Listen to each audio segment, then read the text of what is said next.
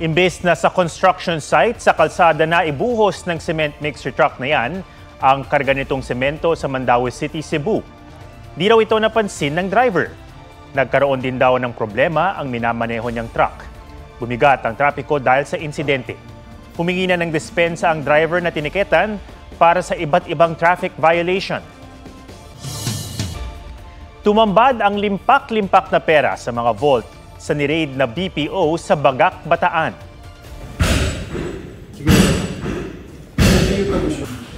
Labing dalawang money vault ng Central 1 Bataan ang binuksan sa bisa ng utos ng korte.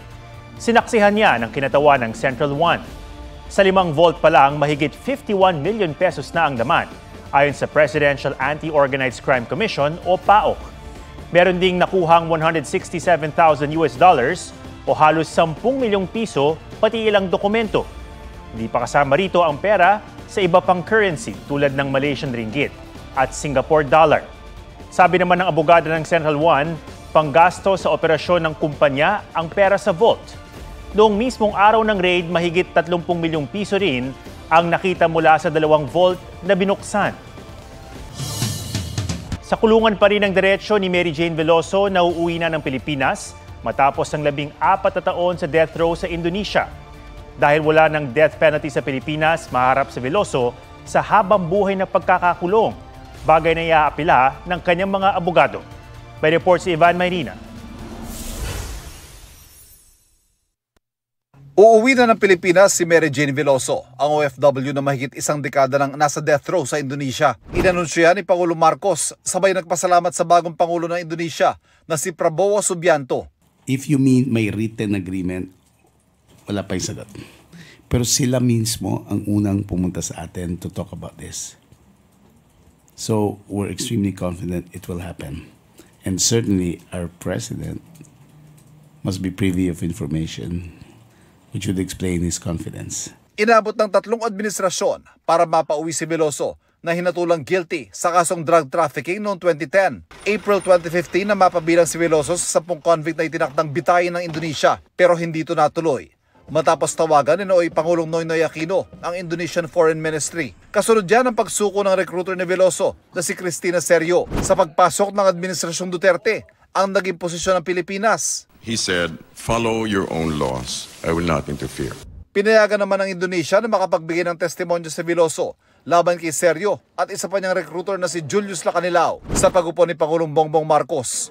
Muling umapela ang pamilya ni Veloso na hilingin ng Pilipinas ang executive clemency at ppagpasok ng pamunuan ng bagong Indonesian president. That Indonesia is formulating a policy of transfer of foreign persons to their host countries.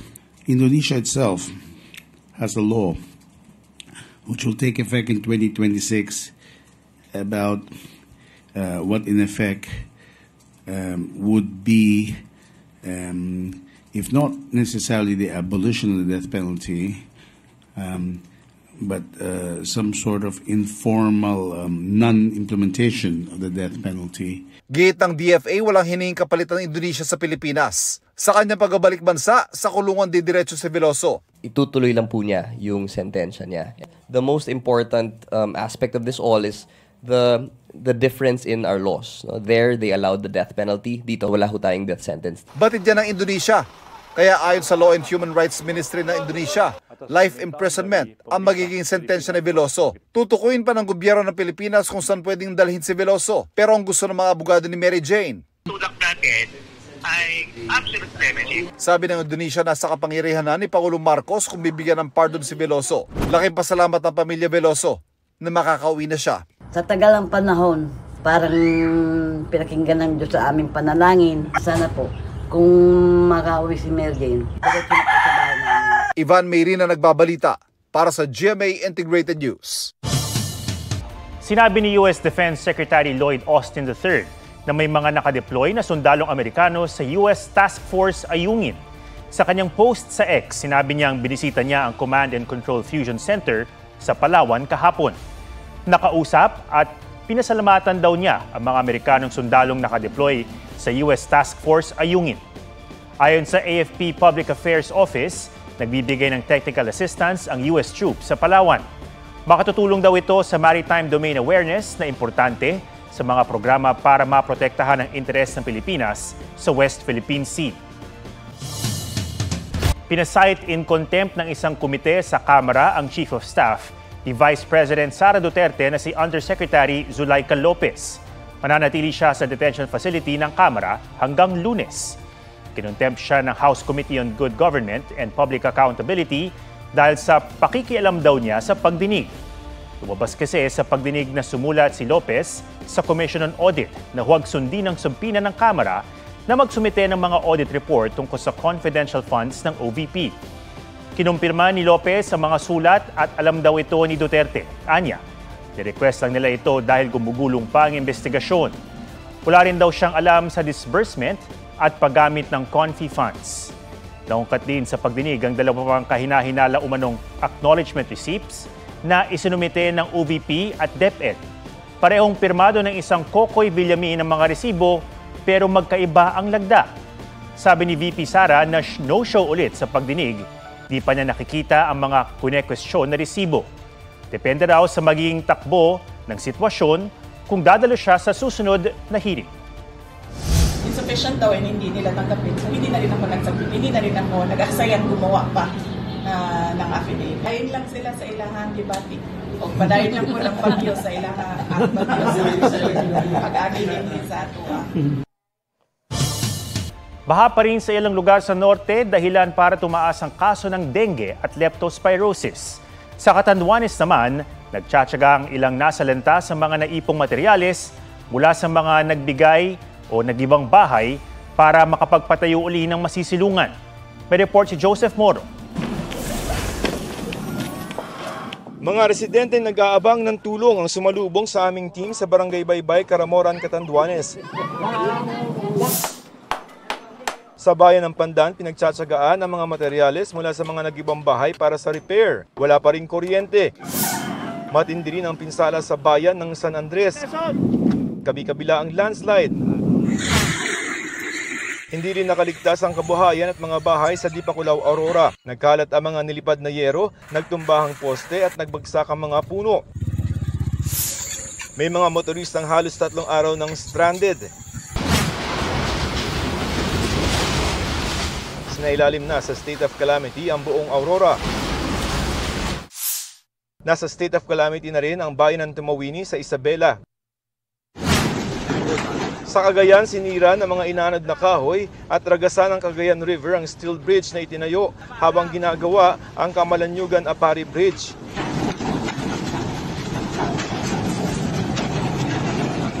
Sayang, Diablo.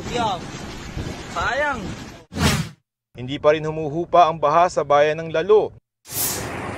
Gayon din sa Tuguegarao City.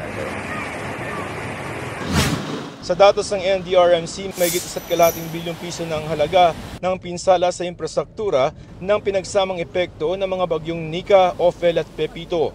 May higit 8 milyong piso naman sa agrikultura.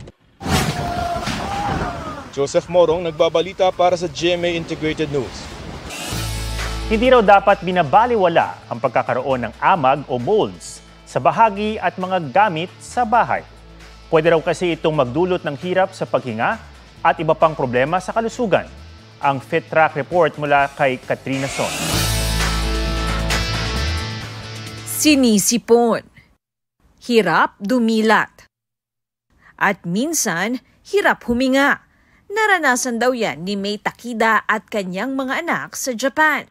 Nang ikwento ito sa kapatid at inusisa kung bakit kaya nagkasakit. Ang sabi niya, i-check mo kung merong mold sa bahay nyo. Ang anak naman ni Lian Yumi Launyo, basta nasa study table, bahing ng bahing dahil daw sa amag. Wa-epek ang simpleng punas lang. Lahat ng may molds, ang pinanglilinis ko po yung suka. Nilagay ko lang po siya sa spray bottle.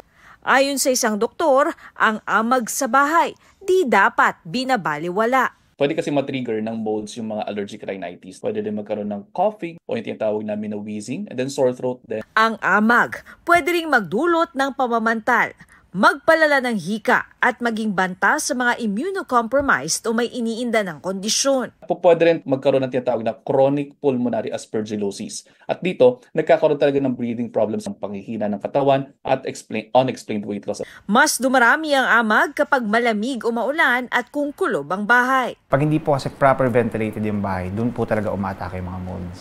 Bukod sa mga lugar na nababasa tulad ng kusina, pwede ring magkaamag sa kama at unan. Kahit saan nga raw na parte ng ating bahay ay maaaring magkaroon ng molds o yung tinatawag na amag. Tulad na lamang nga ng baunan na ito na hindi na-check, kaya naman nagkaroon na ng amag. Kaya makakabuti daw na ugaliing i-check ang mga ito para maiwasan ang molds o amag. Mas makakaiwas daw sa amag kung regular ang paglilinis. Kailangan lahat po ng pintuan at bintana bukas po para po yung fresh air po pumasok. So, ibabacuum po natin para masipsip po yung mga maliliit po na particles. And then, mag-scrub na po tayo ng sponge or ng scoring pad with non-necessary chemical. So, in circular motion po. And then, pagka medyo okay na po siya, babalawan na po natin ng tubig at tuyong basahan. Katrina Son, nagbabalita para sa GMA Integrated News.